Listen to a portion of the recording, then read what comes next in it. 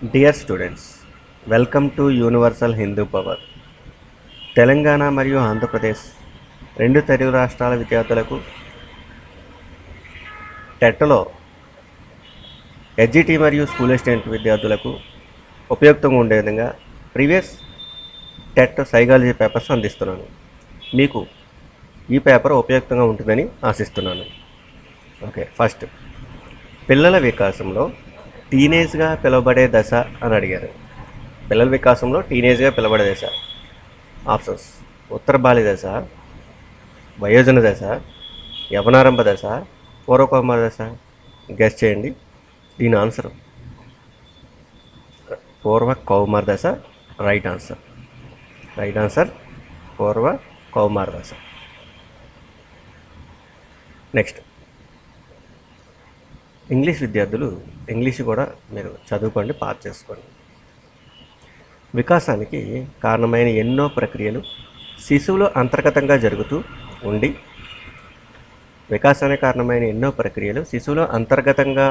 జరుగుతూ ఉండి హఠాత్తుగా ఒకరోజు బయటికి కనిపిస్తాయి.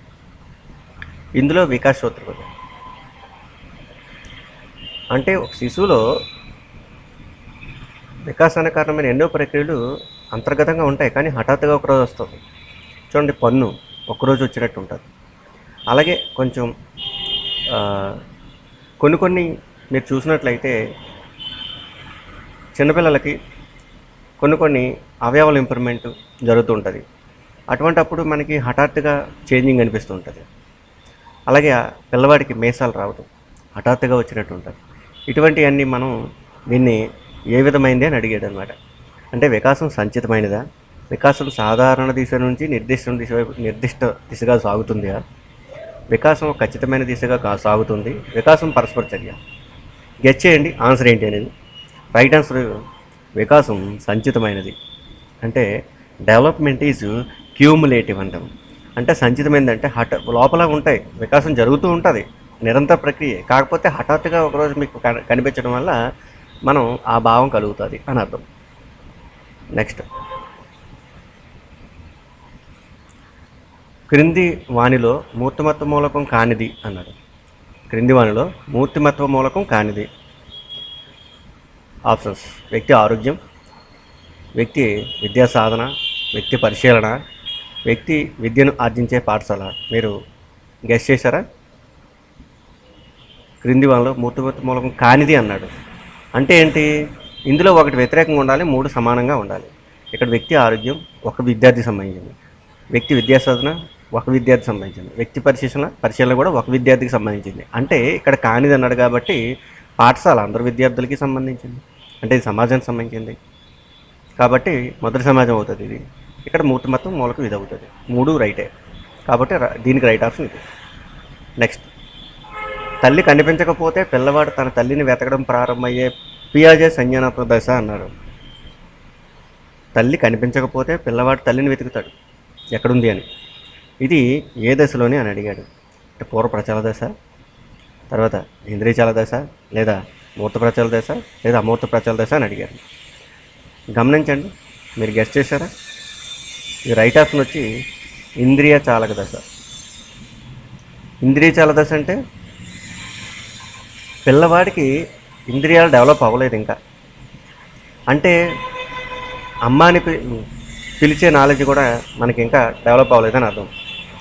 అలా గుర్తుంచుకోండి, ఇంద్రియాలు సరిపోలేదంటే ఎక్కడుంది అని పిలిచే ఇంద్రియాలు ఇంకా డెవలప్ అవ్వలేదు కాబట్టి వెతుకుతాడు. సో రైట్ ఆప్షన్ మనకి ఇది చూస్తాం. నెక్స్ట్, రమేష్కు చెట్టు పైన ఉన్న పండు తినాలని ఉంది. అంటే ఇది మనం ప్లస్ మైనస్ గెస్ చేసుకోవాలి. ప్లస్ అవుతుంది, కానీ చెట్టు ఎక్కితే పడిపోతానేమో భయం ఉంది, ఇక్కడ మైనస్ అవుతుంది. ఒకటి పాజిటివ్ ఒకటి నెగిటివ్ ఉంది కాబట్టి పాజిటివ్ ప్లస్ గాను నెగిటివ్ మైనస్ గాను చెక్ చేసుకొని మీరు ఇది రైట్ ఆప్షన్ ఏమవుతుంది డైరెక్ట్గా మీరు ఇది పెట్టేసుకోవచ్చు ఉపగమ పరిహారం. నెక్స్ట్, ఒక స్త్రీ పురుషుడు వివాహం చేసుకోవాలనుకున్నారు, కానీ వారి కులాలు వేరవడం వల్ల వారి పెద్దలు వారి వివాహానికి అంగీకరించడం లేదు. ఇక్కడ వారికి కలిగిన ఆటంకం అని అడిగారు. భౌతిక సంబంధమైందా, సాంఘిక సంబంధమైందా, శారీరకమైనదా, మానసికమైనదా? ఇక్కడ మీరు అబ్జర్వ్ చేసినట్లయితే వివాహం అనేది మనం సాంఘికానికి సంబంధించిందే కదా, డైరెక్ట్గా మనం సాంఘిక పరిసరమైందని పెట్టచ్చు.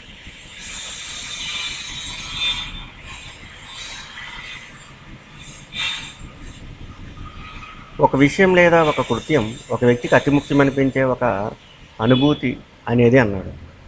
ఒక విషయం లేదా ఒక కృత్యం ఒక వ్యక్తికి అతి ముఖ్యమనిపించే ఒక అనుభూతి లేదా అతని సంబంధించి అడిగాడు. ఇక్కడ మనం ఏదైనా ఒకటి మనకి ఇష్టం ఉంది అనుకోండి, మనం అది ముఖ్యమని అనిపిస్తుంది. అంటే ఇప్పుడు ఎగ్జాంపుల్ ఏదో సినిమా రిలీజ్ అయింది, ఆ సినిమా చూడాలి, అది ఇంట్రెస్ట్, అంటే అభిరుచి అంటాం ఇక్కడ. అంటే రెండు ఆప్షన్ సరైనది.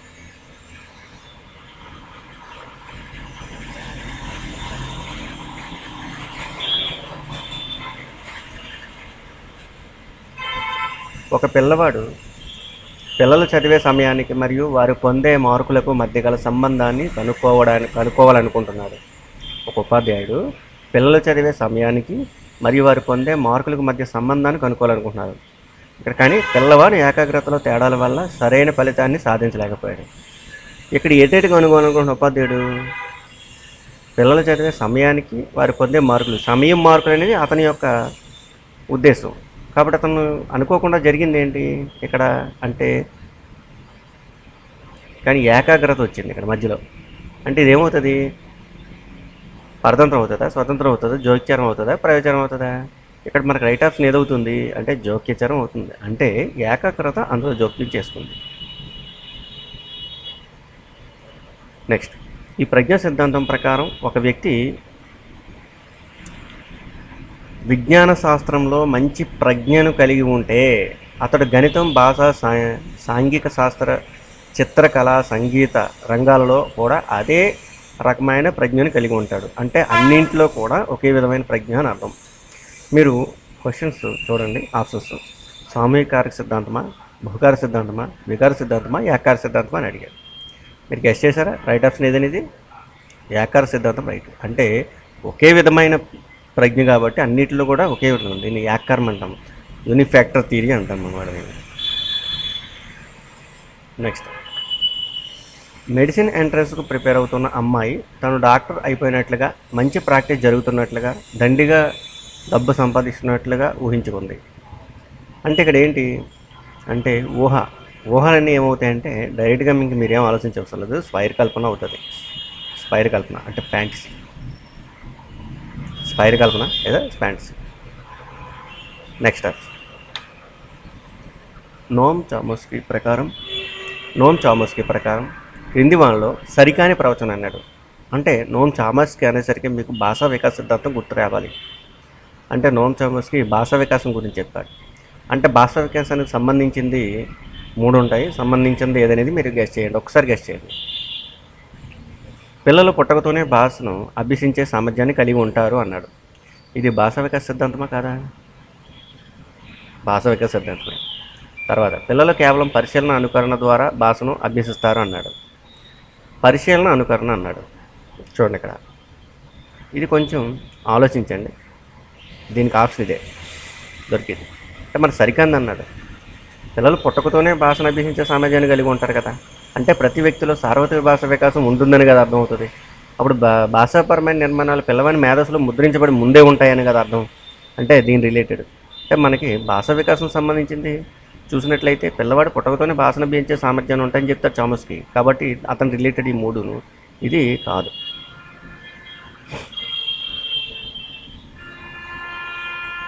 మరి ఇది పరిశీలన ఎందులోకి వస్తుంది? కేవలం ఇది ఎందులోకి వస్తుంది మీరు ఏమైనా గెస్ చేయగలిగారా? పిల్లలు కేవలం పరిశీలన, అనుకరణ ద్వారా భాషను అభ్యసిస్తారన్నాడు. కొంచెం గెస్ చేయండి ఏంటనేది. గెస్ చేశారా? బంధుర పరిశీలనకు వస్తుంది.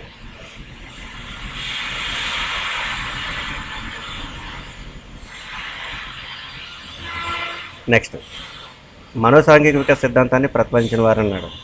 మనోసాంఘిక వికాసం గెస్ చేశారా? సిగ్మండ్ ఫ్రాయిడా, ఎరిక్సనా, బంధురా, బిఎఫ్ స్కిన్నరా?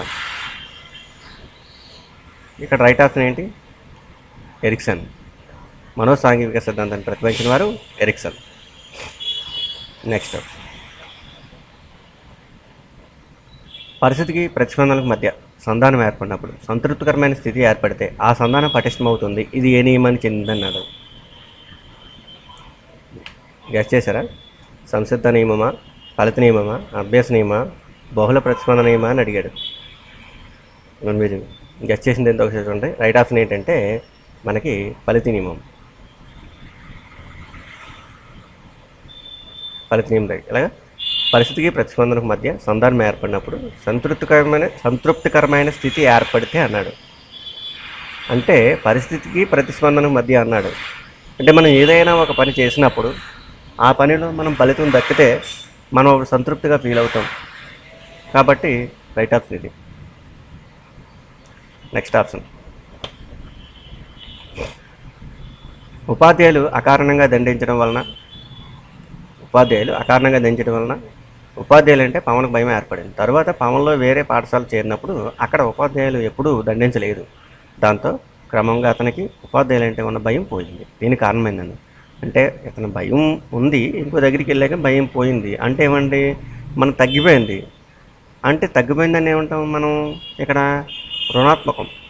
తగ్గితే రుణాత్మకం, పెరిగితే ధనాత్మకం అంటాం. కాబట్టి ఇక్కడ రుణాత్మక పునర్బలాన్ని నిలిపివేసేశారు. మనకి రైట్ ఆప్షన్ ఇది అవుతుంది. నెక్స్ట్, కార్యసాధన నిబంధనలో అన్నాడు. మరి మీరు కార్యసాధన నిబంధన సంబంధించింది ఏంటి ఒకసారి గెస్ చేయండి. ఉద్దీపనకు అధిక ప్రాధాన్యం, ఉద్దీపనకు చేసే ప్రతిస్పందనల మధ్య ఉద్దీపనకు చేసే ప్రతిస్పందనలు చాలా ముఖ్యమన్నాడు. అభ్యాసకుని పాత్ర క్రియాత్మకం అన్నాడు. పునర్బలం అవసరం లేదు అన్నాడు. మరి మీరు గెస్ చేశారా? కార్యసాధకం అంటే ఇక్కడ ఏది జరుగుతుంది? కంటిన్యూషన్ అంటే కార్యం. అంటే ఎవరు ఇక్కడ క్రియాత్మకం ఉంటుంది. అభ్యాసకుడు పాత్ర క్రియాత్మకం అనేది రైట్ ఆప్షన్ అవుతుంది. నెక్స్ట్ ఆప్షన్, రాము ఒక సినిమాలోని నటనను గురించి గమనించి తాను కూడా నిజ జీవితంలో అలాగే ప్రవర్తించసాగాడు. అంటే మనం ఎవరినైనా ఒక క్యారెక్టర్ని పరిశీలించి దాని ద్వారా మనం ఎప్పుడైతే అదే విధంగా మనం ప్రయత్నిస్తున్నామో దాన్ని పరిశీలన అభ్యాసం అంటాం. ఇందులో మనం అసలు ఆప్షనల్ ఎలివేషన్ అనేది మనకు అవసరం లేదు. కొంచెం గెస్ చేసినట్లయితే చూడండి, ఇక్కడ మంచి బిట్టిది. వాక్ అనే పదాన్ని పలకడం నేర్చుకున్న వ్యక్తి టాక్ అనే పదం నేర్చుకోగలిగాడు. ఇప్పుడు అభ్యసన బదలాయింపు అన్నాడు. మీరు అనుకూల బదలాయింప, ప్రతికూల బదలాయింప, శూన్య బదలాయింప, ద్విపార్శ బదలాయింప? గమనించండి, ఇందులో క్వశ్చన్ ఏంటి, ఆప్షన్ ఏంటి? ఆప్షన్ రైట్ ఆప్షన్ వాక్ టాక్ అనుకూలంగా ఉంది కదా, పలికేటప్పుడు మీరు పలికి చూడండి, ఇదే రైట్ ఆప్షన్. నెక్స్ట్ ఆప్షన్, అవినాష్కు హిందీ అర్థం కాకుండా హిందీలోని ప్రశ్నలకు జవాబులను ఖచ్చితంగా రాయగలడు. అవినాష్ స్మృతి అడిగాడు. అంటే ఏంటి? మీకు దీనికి ఆప్షన్ అవసరం లేదు కదా. అర్థం కాలేని ఖచ్చితంగా చదివాడంటే అది బట్టి స్మృతి అవుతుంది. నెక్స్ట్ ఆప్షన్, టాచిస్టోస్కోప్ను దీనిని మాపనం చేయడానికి ఉపయోగిస్తారన్నాడు. టాచిస్టోస్కోప్ను దీనిని మాపనం చేయడానికి ఉపయోగిస్తారు అని అడిగాడు. మీరు అబ్జర్వ్ చేశారా? చెప్పండి, రైట్ ఆప్షన్ ఏంటి? హృదయ స్పందన, వైఖరి, స్మృతి విస్మృతి, దృష్టి స్పష్టత అని అడిగాడు. మనకి రైట్ ఆప్షన్ ఏంటి? స్మృతి విస్మృతి అని అర్థం. ఒకవేళ ఈ రెండు ఆప్షన్లో విడివిడిగా ఇచ్చినట్లయితే స్మృతి అని పెట్టుకోవాలి. నెక్స్ట్ ఆప్షన్, మాస్లో అవసరాల అనుక్రమానిక సిద్ధాంతం ప్రకారం శారీరక అవసరాలు సంతృప్తి చెందిన వెంటనే వ్యక్తి సంతృప్తి పరచుకోవాలనుకునే ప్రయత్నం. శారీరక అవసరాలు అంటే ఏంటి? మనకు ప్రాథమిక అవసరాలు. మరి ప్రాథమిక అవసరాలు తీరిన తర్వాత మనం రైట్ ఆప్షన్ ఏంటి? ఇందులోని గుర్తింపు, గౌరవం అవసరం అవుతుందా, రక్షణ అవసరం అవుతుందా, ఆత్మప్రస్థానం అవసరం అవుతుందా, ప్రేమ సంబంధం అవసరం అవుతుందా? చెప్పండి, రైట్ ఆప్షన్ గెస్ చేశారా? మనకి ఇక్కడ రైట్ ఆప్షన్ ఏంటి? రక్షణ అవసరం. మనం ఎప్పుడైతే తిండి, నీళ్ళు ఇలాంటివి ఉన్నప్పుడు మనం పడుకోవడానికి ఇల్లు ఉండాలి, రక్షణ. అలా లెక్కేసుకుంటే మీకు రైట్ ఆప్షన్ ఇదే. మరి ఇక్కడ నెక్స్ట్ ఆప్షన్, సమరూప మూలకాల సిద్ధాంతమును ప్రతిపాదించిన వారు ఎవరు? సమరూప మూలకాల సిద్ధాంతమును ప్రతిపాదించిన వారు ఎవరు అన్నారు. చెప్పండి. రైట్ ఆప్షన్ గెస్ట్ చేశారు. WC బాగ్లియా, Charles Jeddah, EL దార్ండైక, గెస్టాల్ బదలా. ఇక్కడ మనకు రైట్ ఆప్షన్ ఏది? ఈ ఈఎల్ దార్ండైక్ అనేది రైట్ ఆప్షన్. సమరూప్ మూలకాల సిద్ధాంతం దార్ండైక్. నెక్స్ట్ ఆప్షన్ వైగోట్స్కీ సిద్ధాంతంలో వికాసానికి సంబంధించిన ఈ అంశమును ప్రాధాన్యత ఇవ్వలేదు. అంటే వైగోట్స్కీ వికాసానికి సంబంధించి ఏదో ఒక అంశాన్ని ప్రాధాన్యం ఇవ్వలేదు అన్నారు. మరి రైట్ ఆప్షన్ ఏంటి? గెస్ట్ చేశారా? ఆప్షన్స్ సాంఘిక, సాంస్కృతిక, లేదా జీవ సంబంధమైందా, భాషా సంబంధమైందా? ఇక్కడ వైగోట్స్కీ ఇక్కడ ఏమన్నాడు? వైగోట్స్కీ సిద్ధాంతం అంటే వైగోట్స్కీ సిద్ధాంతం వికాసాలు అంటే వైగోట్స్కీ అనేది ఏ సిద్ధాంతాలు? భాషా వికాస సిద్ధాంతం కదా. మరి భాషా సంబంధం అంటే సాంఘిక, సాంస్కృతిక, భాషా సంబంధమైనవి కదా. కాబట్టి ఇక్కడ దీనికి మరి సంబంధించినది అడిగాడు కాబట్టి జీవ సంబంధమైంది. సంబంధించినది అడిగాడు. సంబంధించిన భాషా వికాసం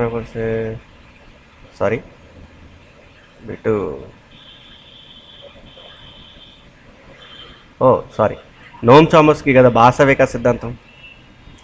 భాషా వికాస సిద్ధాంతం అంటే చామస్కీ పరంగా అడిగితే ఈ 3 రైట్ అవుతుంది.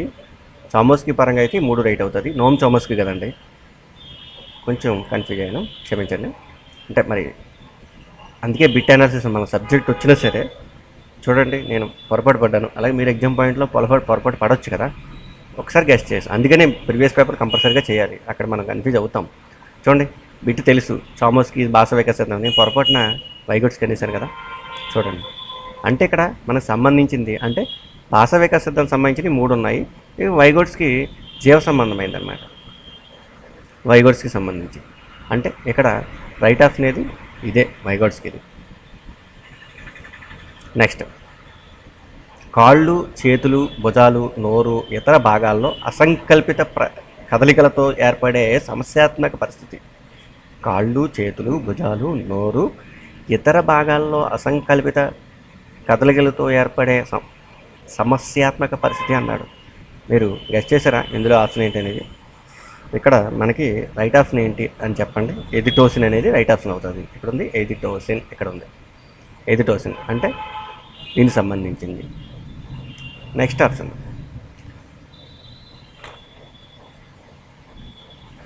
మత్తు పదార్థాల సేవనానికి అలవాటు పడిన విద్యార్థికి తన సమస్యను విశ్లేషించుకొని తానే పరిష్కరించుకునే విధంగా సహాయాన్ని, ప్రోత్సహించడాన్ని అందించే మంత్రణ విధానం అన్నారు. ఇటువంటివి మీరు కొంచెం జాగ్రత్తగా అర్థం చేయాలమ్మా.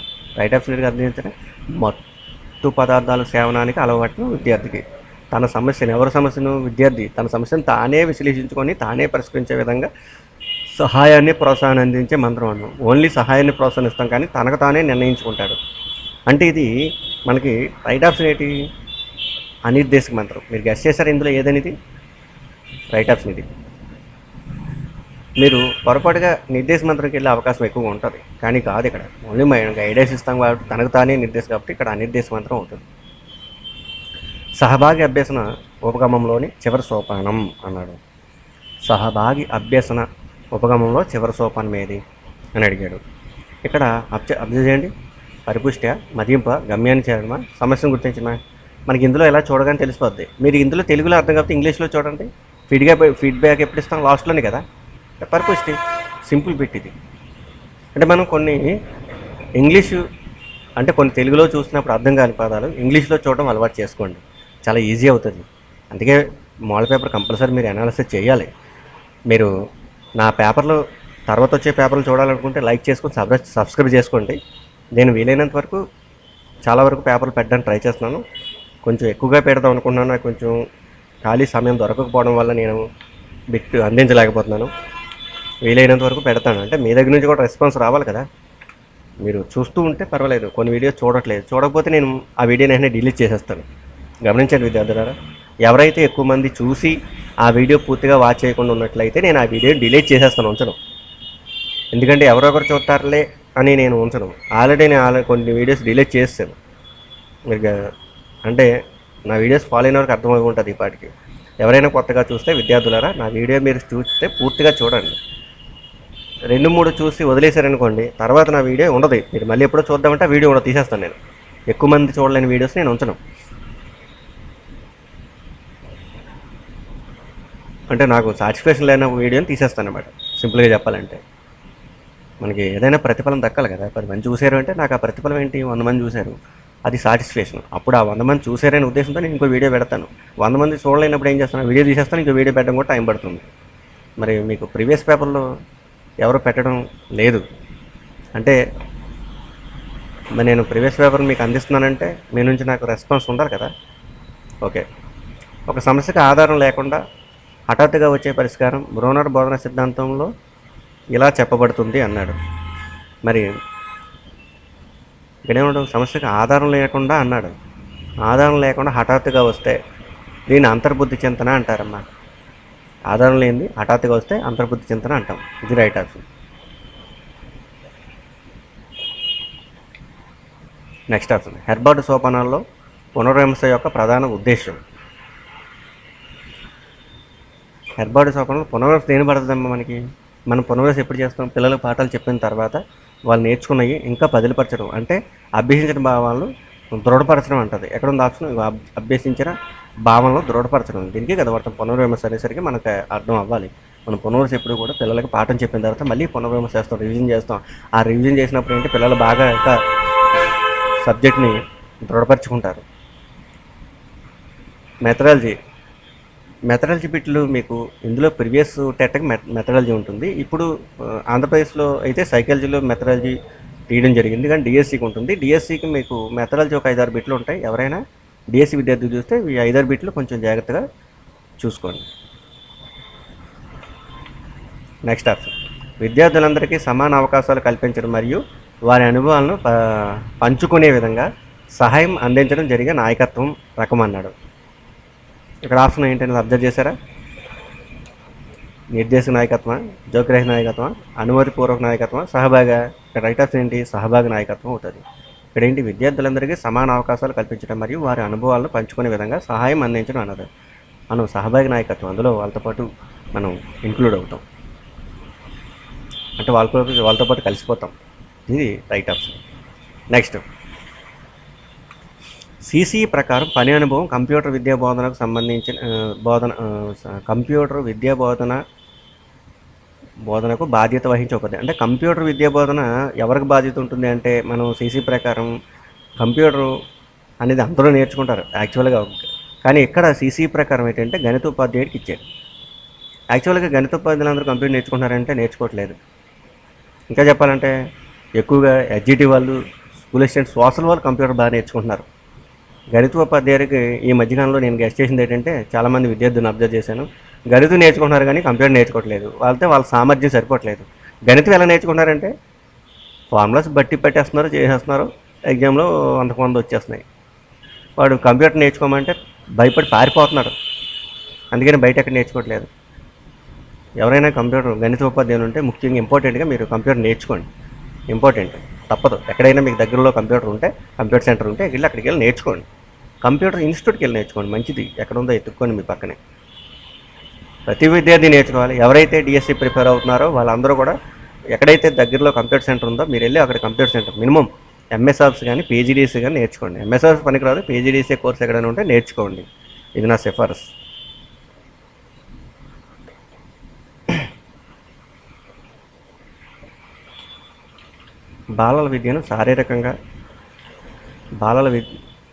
బాలలను శారీరకంగా శిక్షించడం, మానసికంగా వేధించడం నిషేధించే విద్యా హక్కు చట్టం అన్నాడు. ఇది సెక్షన్ 17 అనేది రైట్ ఆప్షన్. ఓకే విద్యార్థులారా, నా నెక్స్ట్ వీడియోస్ మీకు చేరాలి అంటే మీరు తప్పనిసరిగా నా యొక్క ఛానల్ని సబ్స్క్రైబ్ చేసుకోండి, వీడియోని లైక్ చేయండి. Thanks for your watching.